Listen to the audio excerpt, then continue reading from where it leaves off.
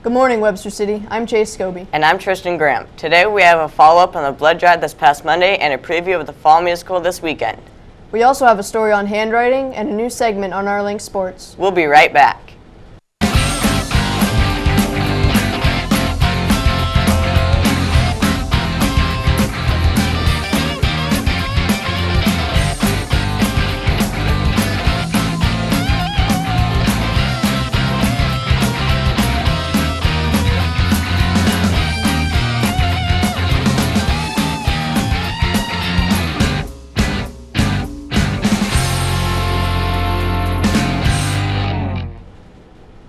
So Tristan, did you donate blood last Monday during our Student Council blood drive?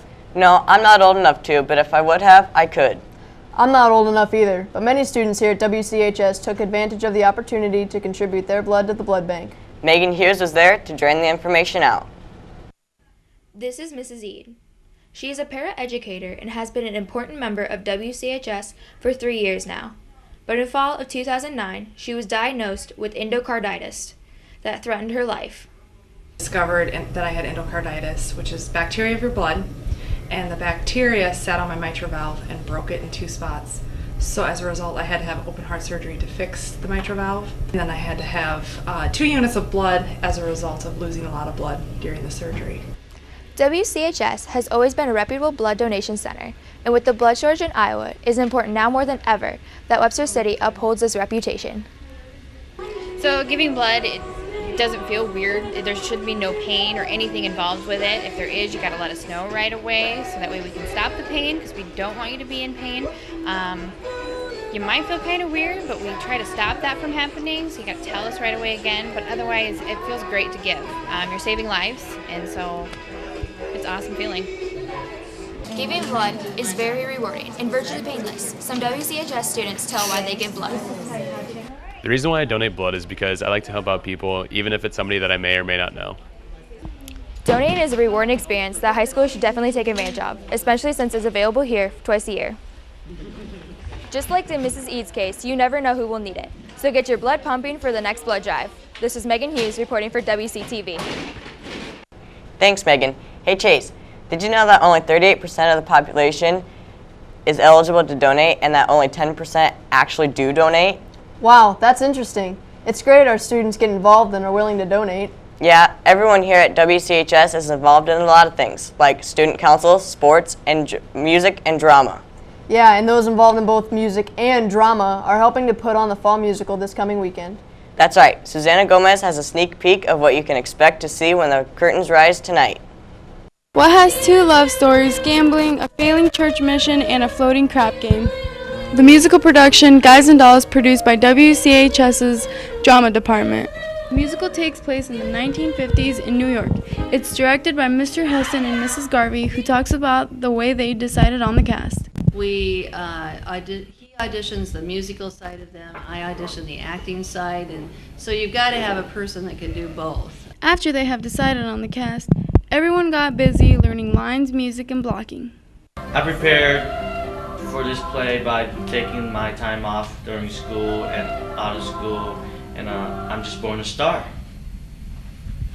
I decided to audition for the play because I really wanted to be active in all parts of high school. I decided to audition for the musical because I never tried it before and I thought it'd be fun to do something new.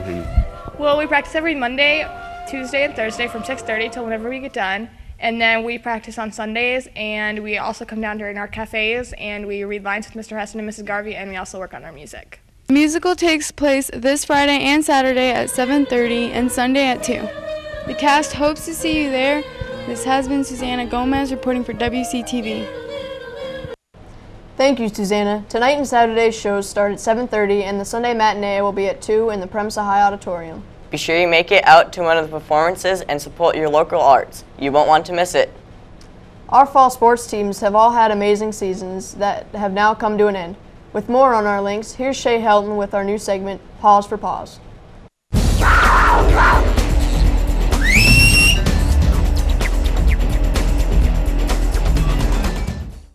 Hello WCHS. The volleyball girls were conference champions moving on to districts. They lost in the first round to Humboldt.